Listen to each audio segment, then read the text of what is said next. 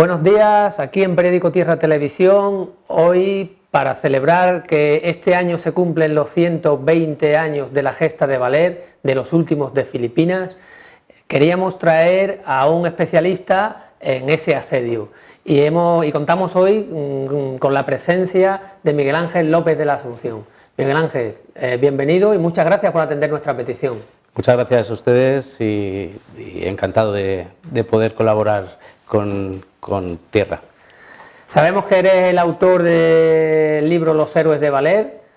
La verdad que es un libro bastante interesante y que desde aquí recomendamos. Y vamos a empezar a hablar de la gesta, de cómo llegan a Valer ese regimiento de cazadores y cómo lo hacen. ¿Lo hacen todos a la vez? ¿Los mandos van por un lado? Bueno, siempre hablamos del destacamento de Valer, pero tenemos que tener en cuenta que dentro de esa guarnición de Valer va un destacamento militar de 50 cazadores expedicionario, perteneciente al batallón de cazadores expedicionario número 2, bajo las órdenes de 2 segundos tenientes, pero también llega un contingente de un teniente médico y de 3 sanitarios pertenecientes a la 4ª Brigada de Sanidad Militar. Con ellos también va un cargo político, pero que lo ostenta un militar, que es el comandante don Enrique de las Morenas y Foxy, en aquellos días todavía capitán, fue ascendido a título póstumo, y con ellos también llega Fray Cándido Gómez Carreño, que era el fraile de Valer, que después de haber caído prisionero de los insurgentes en una emboscada que les hicieron en octubre del año anterior, regresaba a su pueblo. Tenemos que tener en cuenta que de ese contingente, de ese batallón que llega a Valer en febrero del año 98, 10 o 11 de esos cazadores son supervivientes del ataque que hicieron al destacamento en octubre. Luego ellos saben dónde regresan y conocen perfectamente el pueblo y lo que les esperaba. Eso también queríamos saber, porque claro, siempre se dice que son gente de reemplazo, aquellos que no podían pagar las 2.000 pesetas, pero claro, la idea, desde luego, eran gente muy experta y que desde luego traían a sus espaldas muchas horas de combate. Sí, eso es un mito. Bueno, el libro se llama Los últimos de Filipinas, mito y realidad del sitio de Valer. Lo que hemos intentado es acabar un poco con esos mitos que no por mucho repetirse tienen que convertirse en realidad. Dentro del imaginario popular se han cogido, también muchas veces influenciados por películas, por series, por ensayos poco rigurosos, ideas que no son ciertos. El mito tan manido de las 2.000 pesetas, de esos soldados arrancados de sus hogares, yo es algo de lo que huyo. Tenemos que ver la historia desde el momento en el que ocurre, no desde hoy en día. Muchos de esos soldados, gracias a sus expedientes militares, sabemos que llegaron voluntarios a Filipinas. Y lo que sí que es cierto es que no eran ningunos soldados bisoños, ni no eran soldados que desconociesen su empleo, sino que muchos de ellos llegaron incluso con 5 cruces rojas en un periodo de año y poco que llevaban en las islas. Cierto es que alguno de los miembros era recién llegado, los menos, y sin lugar a dudas es una fuerza que conoce, sabe lo que es la milicia, sabe su empleo, y en ningún caso son mandados allí, como también se ha llegado a decir, unos soldados que son enviados a morir prácticamente. Es una fuerza que es enviada para 2 meses en un principio, pero la administración militar les manda víveres para 4, por ejemplo. Estaban fenomenalmente pertrechados, tenían el mejor arma de asalto que había, que era el fusil español Mauser 93, tenían unas botas increíbles, un uniforme que estaba adecuado al lugar donde tenían. Es también romper mitos y romper lanzas y estar orgullosos pues de nuestro ejército, no también lógicamente de hoy en día, pero de nuestro ejército de finales del 19. Vamos a ir, porque antes de entrar en el asedio, que nos gustaría a todos que nos hablara de él, de los libros que se han escrito, porque bueno, el más conocido es el de Martín Cerezo, El sitio de Valer, pero también Ramón Boades, el soldado Ramón Boades tiene uno y Fray Minaya, que hay cosas que no concuerdan o que no son iguales que las que habla el teniente Martín Cerezo.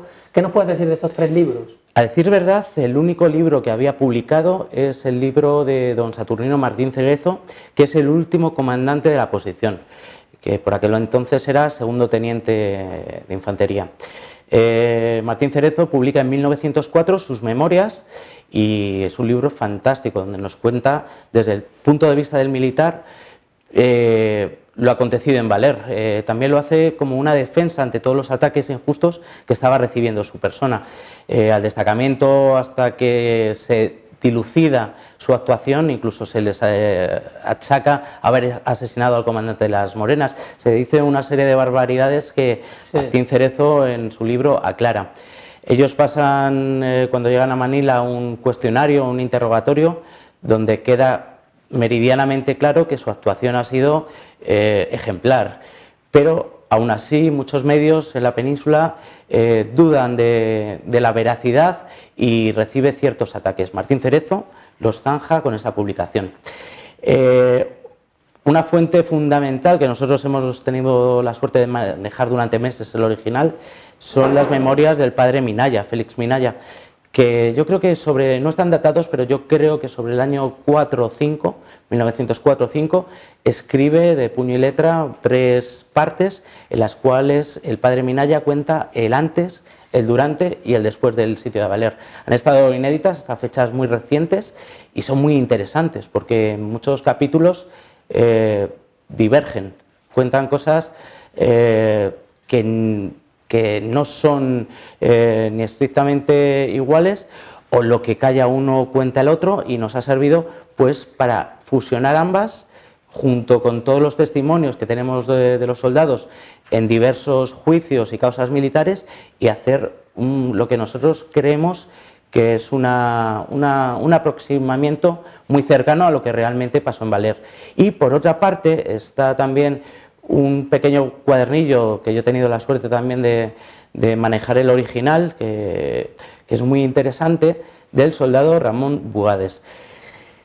Yo cuando me llegó, se había publicado un artículo por parte de un compañero investigador malagueño, en el cual decía que era una fuente inédita del sitio de Valer, pero yo cuando recibí el original por parte de la familia y pude leerlo, me sonaba muchísimo.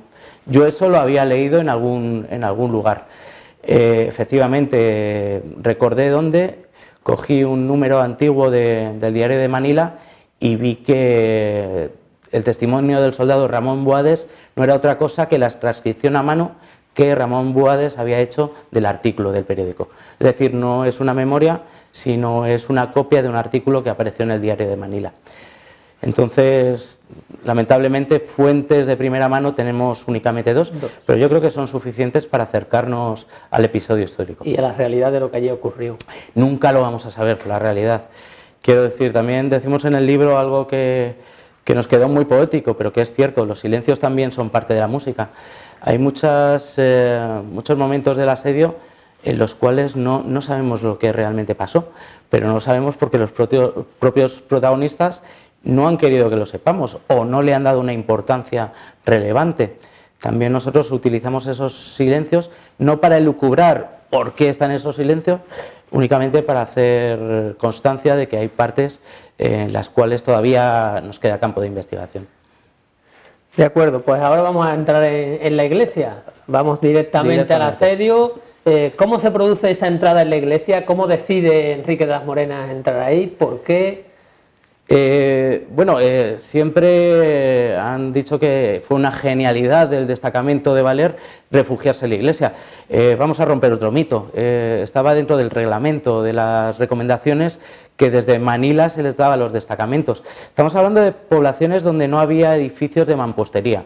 El único edificio fuerte hecho de mampostería en muchas ocasiones era la iglesia, y era recomendado a los destacamentos, en caso de que la defensa fuera mal dada, refugiarse en la iglesia. Ya otros destacamentos en la insurgencia en 1896-97 habían utilizado precisamente esas iglesias y conventos. Estoy recordando el sitio de Tallabas, donde los contingentes se refugiaban pues en la posición donde ellos creían que iba a ser más difícil la toma y más beneficiosa para el destacamento su protección.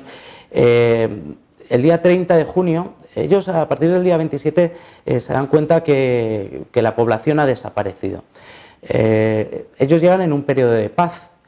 Hasta el día que la población desaparece, saben, por informaciones que han llegado de Manila, que estamos en guerra con los Estados Unidos, pero no saben hasta qué punto ha vuelto a renacer la insurgencia. Ellos el día 27 son conscientes de que la población local ha desaparecido, de que han sido robados varios objetos del sacerdote, que les han robado su propia ropa militar, que les había sido entregada a las lavanderas locales para su limpieza. Y bueno, ellos deciden cambiar de las 3 o 4 ubicaciones donde estaba repartido el destacamento, pasar al templo, a la iglesia. El día 30 por la mañana, don Saturnino Martín Cerezo, con una fuerza, inicia una descubierta, pues lógico reconocimiento militar de seguridad, y en el Puente España reciben un primer ataque, reciben un primer herido, es decir, ya tenemos heridos del destacamento justo antes de iniciar el sitio. Consiguen replegarse, cerrar la puerta de la iglesia, y desde aquel momento queda formalizado el sitio. Estamos hablando de una defensa de ni más ni menos que 367 días, y yo siempre recalco, 366 noches, porque por la noche no se paraban, ellos no fichaban ni se acababa el sitio. Ellos no tienen recambio, es decir, las fuerzas sitiadoras sí tienen la posibilidad de descansar, de tener un relevo. Ellos están permanentemente en servicio, y creo que es una de las gestas militares, de las muchas y laureadas que tenemos la suerte de contar en nuestro ejército, más reseñables por su épica y por el ejemplo que nos han dado. Bien, se inicia el asedio y todos pensamos 337 días con 336 noches en una iglesia. Bueno, hay que comer 337 días y luego hay que tener munición para disparar durante 337 días. Sí. ¿Cómo organizan el tema de la intendencia ellos en la iglesia? Pues rompemos otra nueva lanza por nuestro ejército, nuestra administración militar, que desde Manila les manda víveres para 4 meses, cuando la misión estaba programada para 2. La genialidad del párroco de Valer, que pocos días antes compra 60 cabanes de arroz, un cabán que, como todo el mundo sabe, que bueno, estamos hablando de unos 3.400 kilos de palay, de arroz sin pelar, que a la postre serían fundamentales para la duración de la defensa. Y también, bueno, desde Manila habían llegado con 11 cajas de cartuchos de Mauser, es decir, ellos, después de 367 días, tienen ni más ni menos que destruir, no recuerdo ahora mismo, pero casi 5.000 cartuchos para que no caigan en manos del enemigo, sin haberse privado o habiéndose privado únicamente de utilizar o de malgastar munición en los primeros días. Los primeros días del asedio sí que se les da orden de únicamente disparar cuando el objetivo está claro, pero luego no se privan. Quiero decir, hay un lógico o un buen entender en lo que son los recursos propios, pero vamos a poner en valor que también después de 11 meses de asedio ellos tienen que destruir parte de su munición para no hacerla caer en manos del enemigo. Yo creo que es una preparación muy inteligente. Muy inteligente. La iglesia es preparada de tal manera que lo que en un primer lugar era una iglesia pasa a convertirse desde el minuto 0 de la defensa en un hospital, porque entran con un primer herido. Ese almacén donde habían almacenado también todos los víveres pasa a ser una fortaleza prácticamente inexpugnable, porque lo que ellos hacen es retirar las losas del suelo de la iglesia, fortificar, hacer sacos terreros con la arena que sacaban, parapetar todas las posiciones, terraplenar la puerta de tal manera que no fuera posible de ninguna manera abrirla y dejar únicamente 2 entradas en forma de gatera al templo, al fuerte, a la defensa, de tal manera que si un enemigo conseguía romper la línea defensiva que propiciaban las 2 trincheras exteriores y conseguían llegar a la posición de entrada, el primer enemigo que intentase la entrada sería inútil, muerto por las bayonetas españolas, y ese mismo cuerpo impediría la entrada de otros. Es decir, era prácticamente imposible entrar por la fuerza en la iglesia de Valer. El enemigo lo sabe, y en todo el sitio lo que sí que intentan es quemar la posición española, pero no intentan la toma cuerpo a cuerpo, porque saben que es prácticamente imposible. Has hablado de los trabajos de fortificación, de la preparación que tienen los soldados españoles, que eran gente experta, con 22, 21, 20, 23 años. Y 17. Y 17 años eran gente que ya llevaban muchos combates en su espalda. Recuerdo ahora el nombre del cabo José Oliveros, que por lo visto pues llevaba muchísimo, ¿no?, combatido. Cabo Olivares Conejero es una de las figuras fundamentales de este sitio. Luego hablaremos, si quieres, de la salida del 14 de diciembre, que es la que consigue salvar al destacamento, porque bueno, entraremos también en temas de enfermedad. Pero sí, en fechas recientes se ha descubierto en Lebrija la partida de nacimiento de uno de aquellos soldados, Miguel Pérez Leal. Tengo gran amistad con uno de los descendientes, Gonzalo Caputo Barbarillo, es una persona fantástica. Y bueno, hemos descubierto que él se alista en el puerto de Cádiz para combatir, va como voluntario a la campaña. Y miente descaradamente en el momento de la recluta, porque él nació el 7 de julio de 1880 y dice haber nacido en el 74, ni más ni menos que 6 años antes. Entonces podemos decir que también llegó como menor de edad a Valer, un crío, pero no obstante en campaña ya había tenido alguna condecoración. El hecho de que en todo el sitio haya únicamente 2 bajas por fuego enemigo nos da idea de lo preparados y de lo bien que sabían protegerse y de los buenos soldados que era nuestro destacamento de Valer. Sí que sorprende que solamente hubiera 2 bajas por fuego, y es significativo eso precisamente por la preparación que tenían, seguro, sin toda duda. Pero bueno, esa preparación es buena, pero 337 días encerrados en una iglesia con penurias, con enfermedades, que ahora hablaremos de ellas y de Vigil de Quiñones, pero la guerra psicológica que le hacían los enemigos tagalos también era importante. Sí, indudablemente. Vamos a ponernos en situación, porque a mí me gusta también entrar en esa iglesia en la cual, durante 20 años imagínate las veces que yo he entrado en esa iglesia y me he metido allí, he hecho guardias, he enterrado a compañeros, he pasado el hambre o me han herido, y te has metido y te has puesto, bueno, cómo una persona o cómo un militar puede luchar contra un enemigo real que te acosa, que te dispara, pero también contra sí mismo. No saber qué está pasando fuera, no saber cómo está discurriendo la guerra, ver cómo tú en un espacio de poco más de 300 metros cuadrados, donde también hay que ponerse en lugar, gran parte de ese espacio está ocupado por los víveres, las municiones, otra parte está el pequeño hospitalillo o enfermería que habían creado, los oficiales tenían también su pequeño espacio.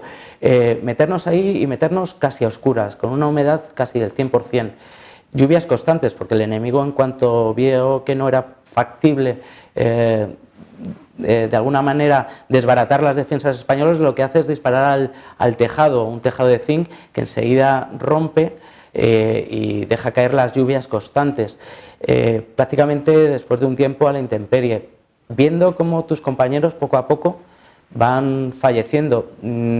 Ese hospital, fuerte, iglesia, pasa a ser también un cementerio.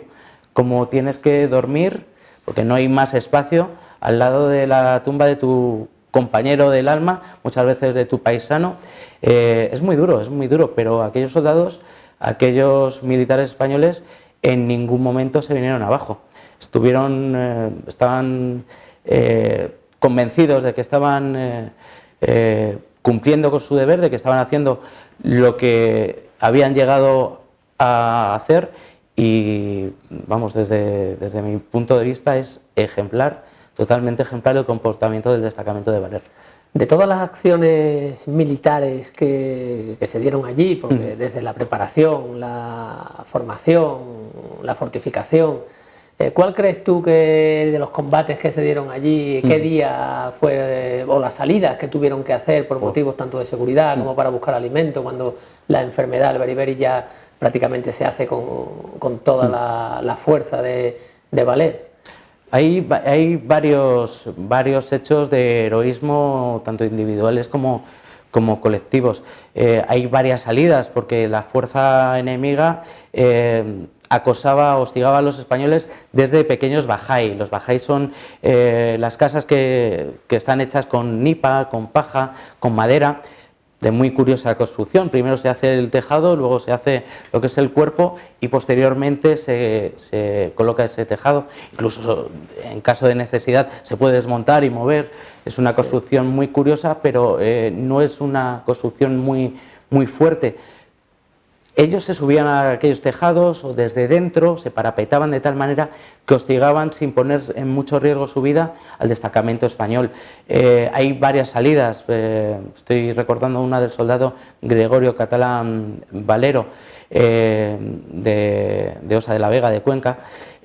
Incluso uno de los desertores, que después será desertor, realiza también el soldado Alcaide de Bayona, o incluso Chamizo, el soldado malagueño del Valle de Abdalajís, Juan Chamizo Lucas.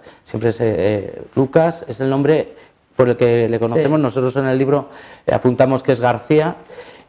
Son varias salidas que hacen a cuerpo descubierto con una lata de gasolina, de igual manera que lo hizo Eloy Gonzalo en el poblado de Cascorro, en Cuba, y se exponen, pero consiguen quemar las posiciones enemigas de tal manera que alivian un poco el sufrimiento del destacamento o el atosigamiento que reciben por parte del enemigo. Sin duda, la acción, digamos, militar, que podríamos decir que desde mi punto de vista tiene un mayor valor porque propicia la continuación de la defensa, es la realizada por el cabo José Olivares Conejero y 10 soldados. Por otra parte, los 10 voluntarios, que eran los 10 únicos que se podían mantener por su propio pie en aquellos momentos, que a plena luz del día salen, consiguen asustar a los primeros defensores y van quemando todo el perímetro de casas y primeras trincheras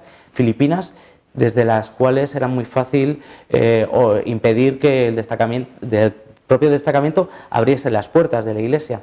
Ese día, ese 14 de diciembre, consiguen aumentar el perímetro de defensa, consiguen tener una posición que les permite abrir la puerta, airear y, lo que es también más importante, hacer pequeñas salidas a los alrededores de la iglesia para poder recolectar ciertas plantas, ciertos verdes, como decían ellos, vegetales y pequeños animales que les ayudan a escapar de la epidemia de beriberi, que si quieres comentamos someramente. El beriberi es una enfermedad que en aquellos tiempos no se sabía qué lo causaba. Tenemos la suerte, dentro de lo que es el destacamento de Valer, que hay un médico. Nunca un destacamento tan pequeño tenía la posibilidad de tener un médico, pero se da la circunstancia de que un médico militar, marbellí o marbellero, como hay una diferencia entre marbellero y marbellí que me han contado cuando he ido a dar alguna conferencia allí, es marbellero, nacido allí en Marbella, don Rogelio Vigil de Quiñones y Alfaro. Él adivina de alguna manera, o adivinar no es la palabra, llega a la conclusión de que el beriberi es provocado por falta de algún tipo de vitamina, que no se sabía lo que eran las vitaminas por aquel entonces. Él achaca el beriberi, que no es otra cosa que la ausencia de vitamina B1 de tiamina, que vamos a hablar coloquialmente, que es como el combustible que nuestro cuerpo necesita para convertir lo que nosotros comemos en movimiento, en energía. Entonces, tanto él como el teniente Martín Cerezo, a escondidas de los soldados porque les daba mucha vergüenza, salían por la noche a hablar a la trinchera y cogían esa hierba que estaba rodeando la trinchera y la consumían. Ellos vieron que mientras que el resto de la guarnición iban cayendo, ellos tardaron un poco más en adquirir la enfermedad. Cuando el enemigo se cerciora de que ellos salen, lo impiden, y es cuando el médico cae enfermo de beriberi. Dentro de sus conocimientos médicos y sus conocimientos de botánica, porque era un experto en botánica, él dilucida o llega a la conclusión de que si el destacamento es capaz de conseguir alimentación vegetal, sin lugar a dudas, la enfermedad de beriberi se terminaría. El 14 de diciembre, el 13 de diciembre, él está muy enfermo, llama a Martín Cerezo y le dice: Martín, mira, yo me muero, yo soy médico, yo sé que a mí me quedan muy pocas horas de vida. Si vosotros conseguís romper el cerco y traer algo verde, algún vegetal, si no yo, porque a mí ya te digo que estoy en un estado final, nuestros compañeros puedan salvarse.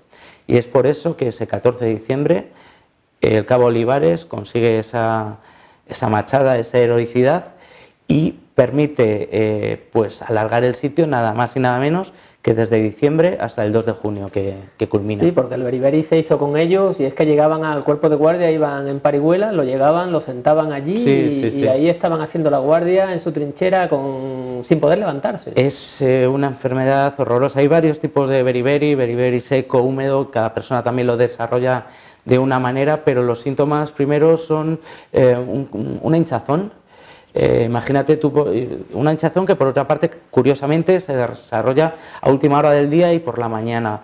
Imagínate ese toque de diana cuando ellos se levantaban y lo primero que hacías lógicamente era palparte, porque sabías que en el momento que desarrollases primeros síntomas tu esperanza de vida se reducía a 2 o 3 semanas. Y la mentira piadosa: oye, Manuel, ¿cómo me ves? Macho, que no, estás perfectamente bien. Y ellos lo sabían, y como con este carácter nuestro, ellos se lo tomaban incluso a broma.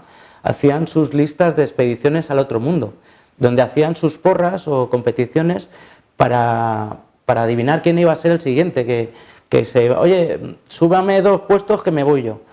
Y nosotros tenemos cartas cruzadas entre soldados y testimonios.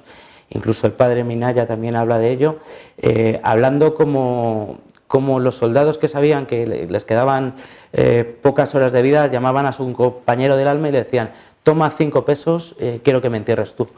Es dramático, pero yo creo que todo aquel que se acerca al sitio de Valer y conozca estos detalles apreciará todavía más el sacrificio de nuestros héroes de Valer. Seguro que sí. Y luego vamos a entrar por supuesto, la figura de Vigil de Quiñones fue allí fundamental. Y no solamente como médico, sino también como persona, dando aliento y por supuesto dando la solución a un problema que se los hubiera comido a todos pues muchísimo antes, ¿no? Pero ya vamos a ir con la figura de Martín Cerezo. Y la de todos, ¿no? Cuando claro, llegan los parlamentarios, porque llegan hasta 5 parlamentarios, creo, y no hay manera de que alguien los convenza de que no los están engañando. Yo soy un defensor acérrimo de la figura de Saturnino Martín Cerezo. Don Saturnino Martín Cerezo, sobre todo en los últimos años, ha recibido unos ataques no fundamentados e injustos sobre su actuación en el sitio de Valer. Series, alguna novela que, madre mía, incluso le pone de consumidor habitual de opio y se apoya en esa idea para decir que cuando el opio no llegó en la vida a Valer, ellos no conocían el opio salvo en lugares muy restringidos regentados por chinos en la propia capital. Él le toca tomar el mando del destacamento en el momento más difícil. Él había sido sargento instructor en Málaga, asciende a segundo teniente por necesidades, o sea, por su pase al distrito de Filipinas. No recibe una formación como oficial, pero aún así sabe tomar el mando de una manera lo suficientemente férrea como lo tiene que hacer en esas circunstancias, pero ganándose la confianza y el respeto y la fidelidad de sus hombres. Toma las decisiones pensando en lo mejor para la continuidad de la defensa. Es valiente, no tiene el apoyo de otro oficial que el teniente médico. Digamos que en él recae todo el peso y aún así consigue llevar a sus hombres hasta Manila y posteriormente hasta la península.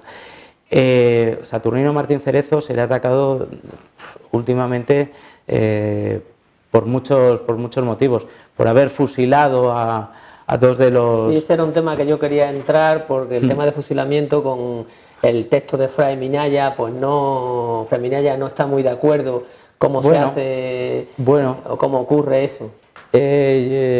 Todo es saber los motivos y leerse la causa que abren en Madrid, intentando dilucidar qué pasó en el fusilamiento de los soldados, del soldado Menache y del sargento interino González Toca.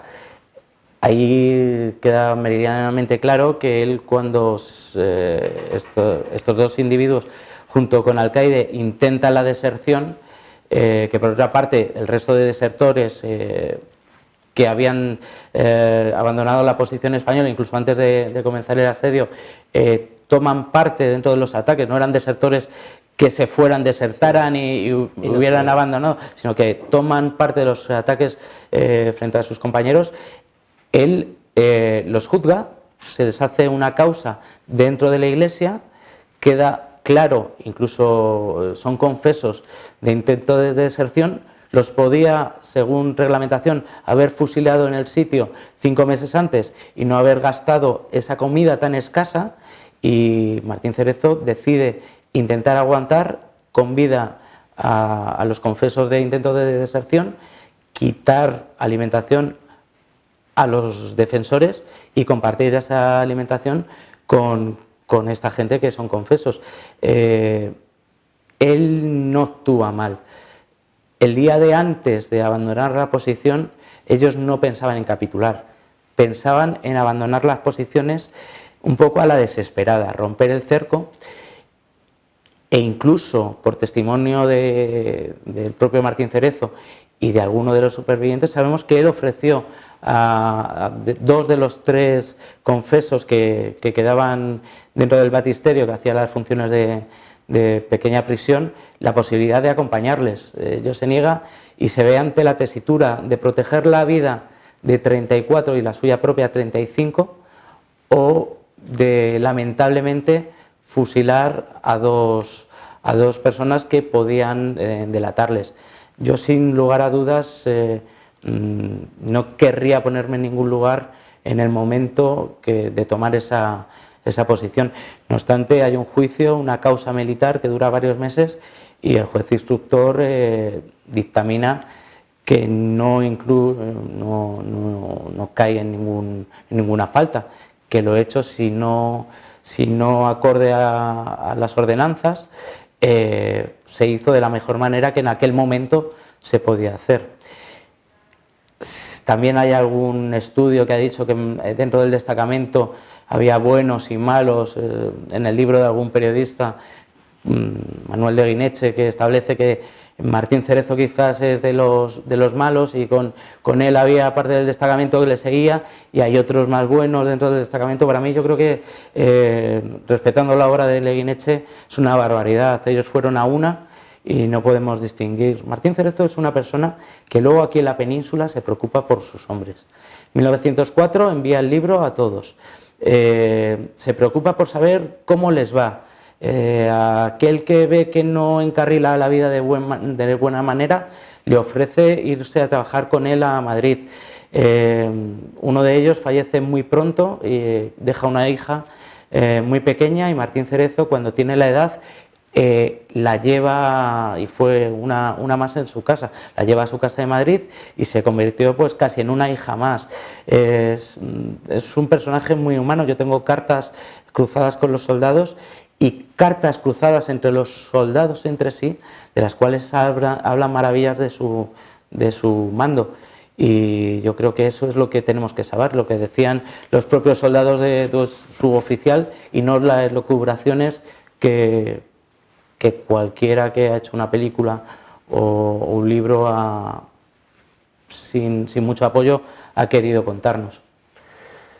Hablando de los soldados, eran grandísimos tiradores. Sí, sí, sí. Porque hay una anécdota que no sé si la corroborarás o no, de un niño que sale con una carta, ¿no? Es un soldado onubense de Almonte, de Huelva. Yo conozco también a alguno de los descendientes. Hay un niño que lleva una carta, sale de trincheras filipinas con una carta. Ellos ya habían dicho que no querían bajo ningún concepto parlamentar con gente que les quería engañar. Entonces el Parlamento no era bien recibido.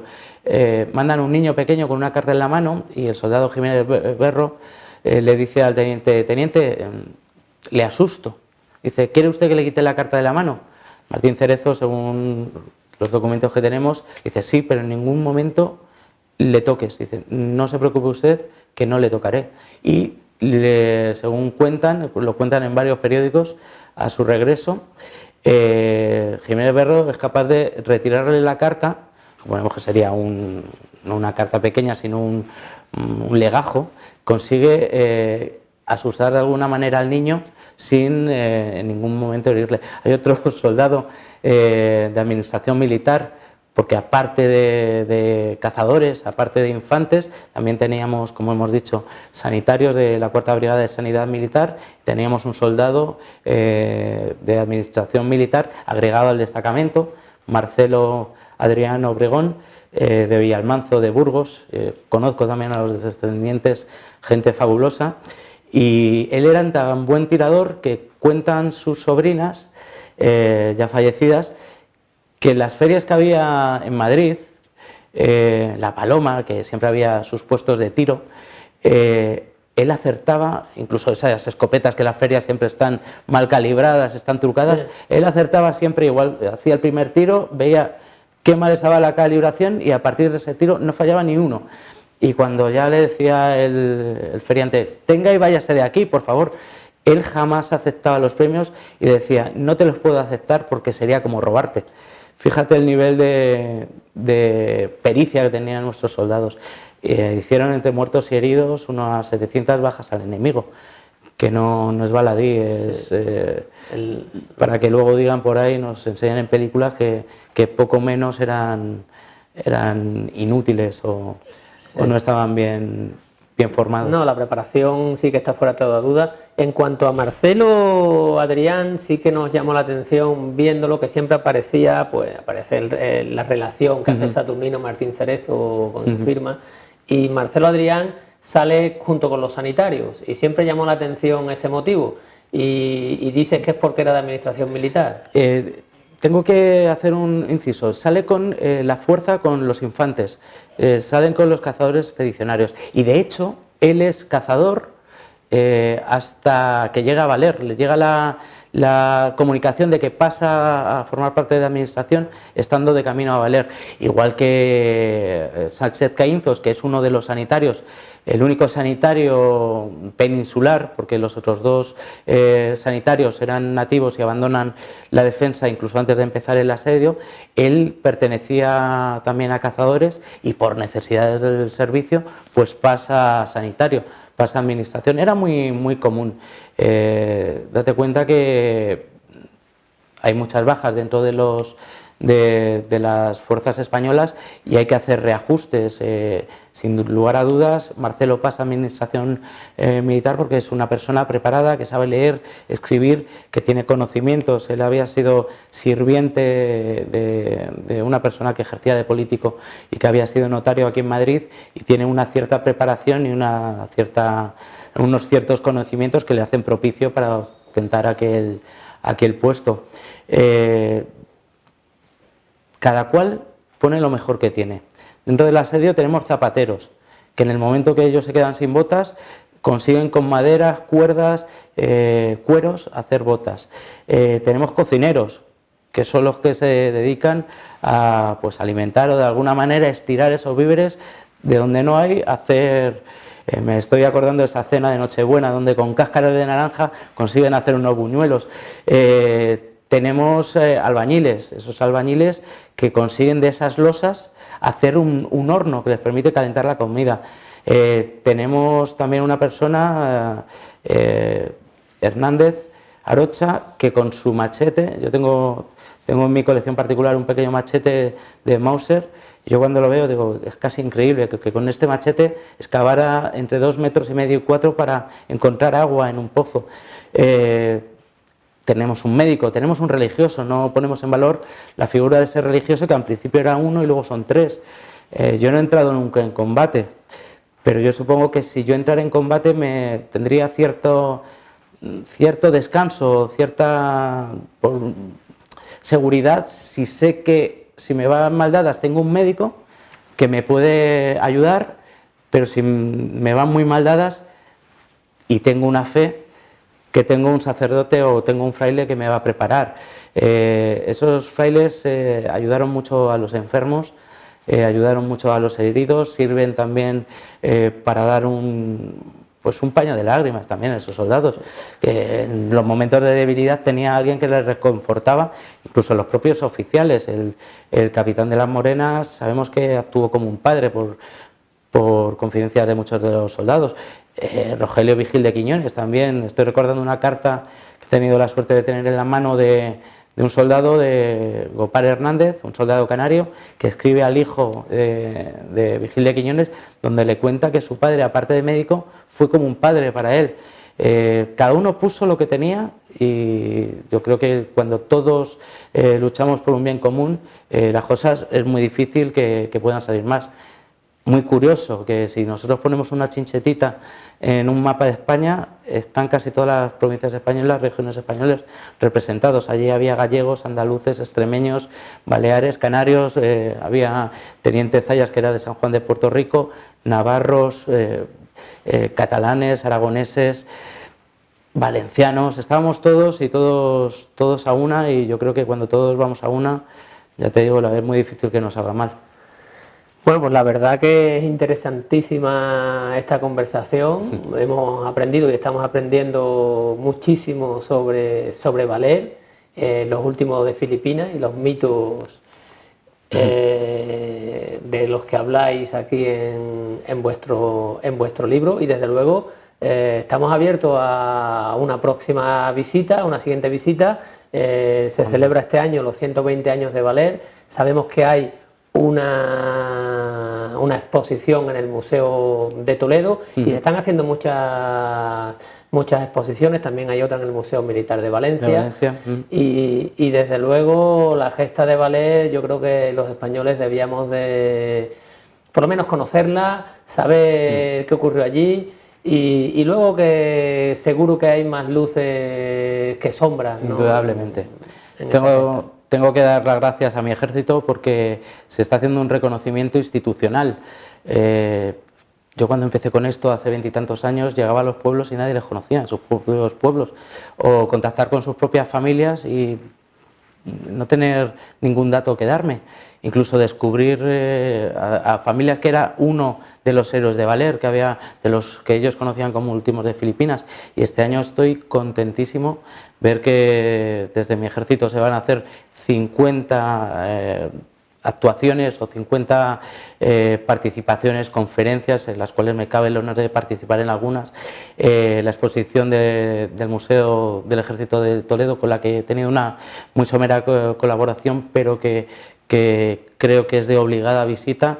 Yo creo que dice mucho de vosotros, que sois continuadores de estos soldados, el cariño con que se les está tratando, la admiración y el orgullo y el honor de ser sus continuadores.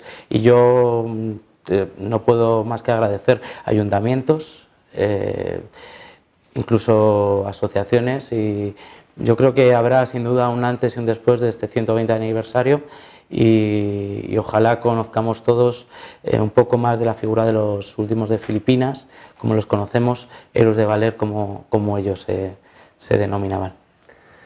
Bueno, pues hemos tenido aquí la visita de Miguel Ángel López de la Asunción, especialista en Valer y autor de Los últimos de Filipinas, y libro que volvemos a recomendar, como todos, para empezar por el del general Saturnino Martín Cerezo, el de Fray Minaya, y bueno, unos tienen más sombras que luces y otros más luces que sombras, pero desde luego cuanto más se escriba, más se diga y que todos conozcamos nuestra historia, pues será mejor. Desde aquí, desde la revista Tierra, te queremos dar las gracias, y bueno, y esta es tu casa, y cuando quieras puedes venir por aquí. Muchas gracias, es un placer y a vuestra entera disposición.